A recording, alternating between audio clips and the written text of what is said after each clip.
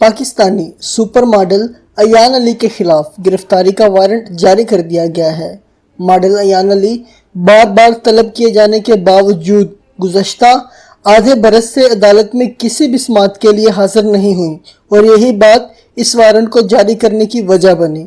عدالتی وارنٹ جاری کرنے کا مقصد ایان علی کو 6 اکتوبر کو عدالت میں حاضر کرنا ہے، بصورت دیگر ان پر سخت ایکشن لیا جائے گا۔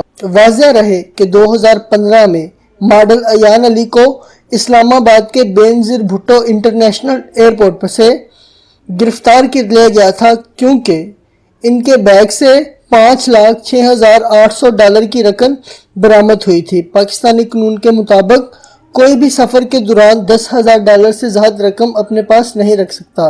ایان علی اس رقم کو اسٹیٹ بینک آف پاکستان کی اجازت کے بغیر متحدہ عرب امارات لے کر جا رہی تھی، تاہم بعد میں انہیں جیل میں بھیج دیا گیا اور ان کا نام ایگزیکٹ کنٹرول لسٹ یعنی ECL میں ڈال دیا گیا، مگر جیل سے رہائی کے بعد وہ دبئی روانہ ہو گئی تھی اور ان کا نام بھی ECL سے نکال دیا گیا تھا۔